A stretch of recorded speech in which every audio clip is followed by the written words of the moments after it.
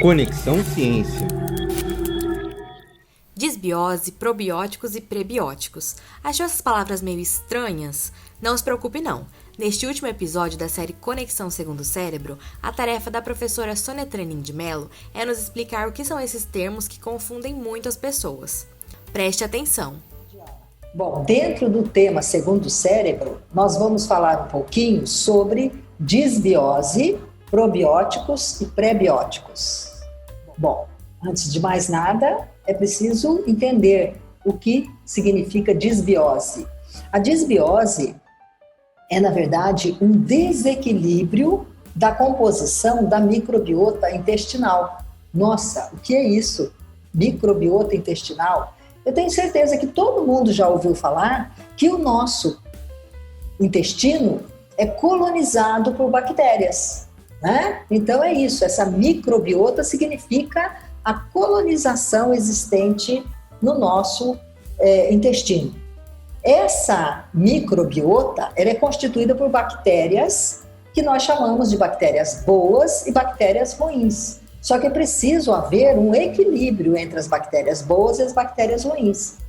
De um modo geral, aproximadamente a gente tem que ter 85% de bactérias boas e cerca de 15% de bactérias ruins. Quando qualquer coisa acontece no sentido de fazer uma alteração nesse equilíbrio, nós temos então um desequilíbrio e, consequentemente, esse desequilíbrio é chamado de disbiose.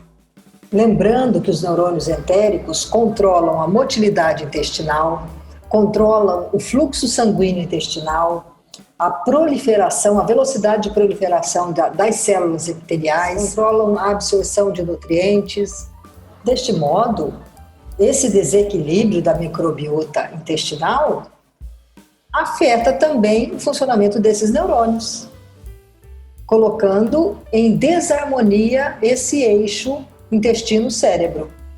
Consequentemente, poderemos adoecer do primeiro cérebro ou do segundo cérebro.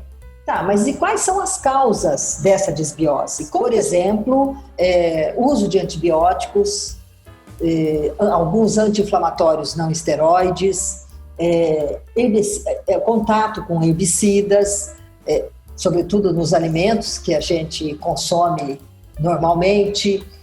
Dois alimentos importantes que fazem parte da nossa dieta, aí, às vezes de forma um pouquinho exagerada, um pouquinho além, que é o açúcar e o glúten, e também o cloro da água. Então, todos esses fatores podem predispor o indivíduo a uma situação de disbiose, ou seja, uma situação de desequilíbrio dessa microbiota, fazendo com que a luta entre bactérias do bem e bactérias do mal seja vencida pelas bactérias do mal, que vão então processar todos esses alimentos que nós ingerimos e acabam produzindo substâncias tóxicas. O desequilíbrio leva à inflamação intestinal, que por sua vez promove perda da conexão entre as células do epitélio intestinal e também do muco protetor, colaborando para que substâncias pró-inflamatórias ganhem a corrente sanguínea e promovam processos inflamatórios em qualquer estrutura do nosso corpo, inclusive no nosso cérebro.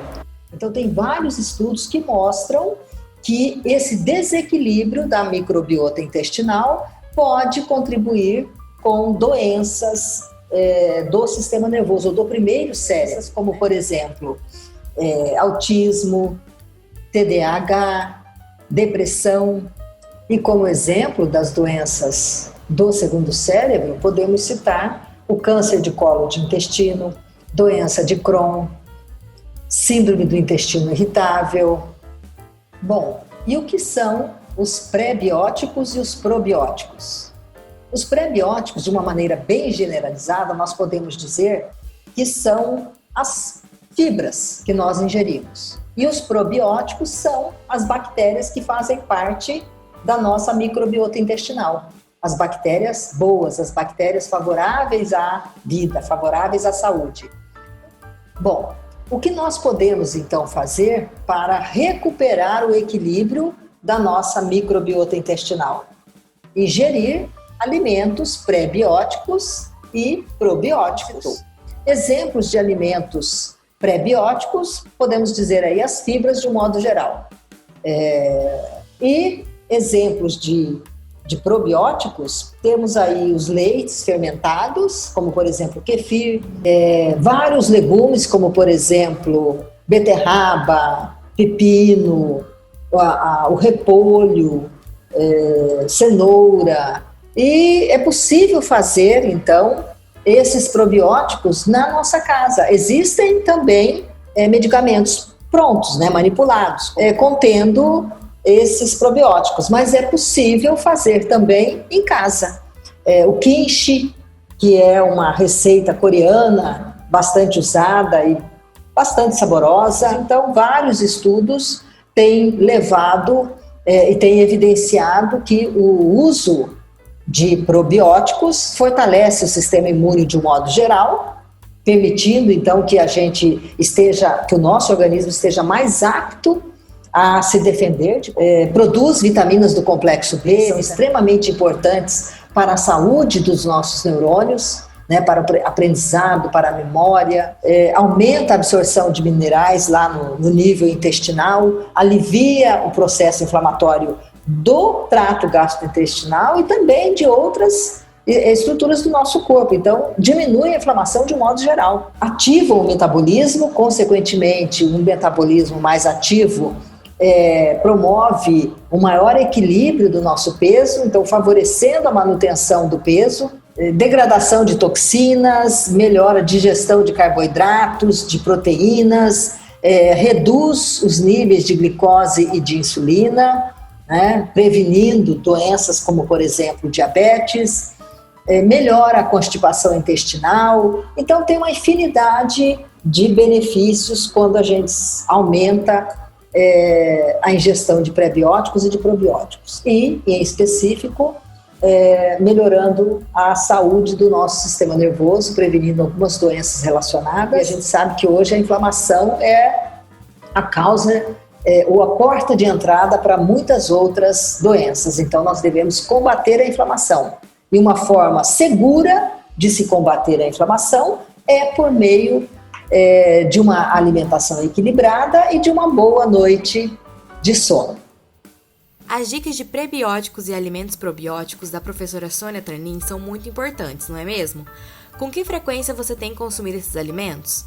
Com essa explicação importante sobre como manter o intestino em equilíbrio, encerramos nossa série de podcasts Conexão Segundo o Cérebro. Até a próxima! Conexão Ciência.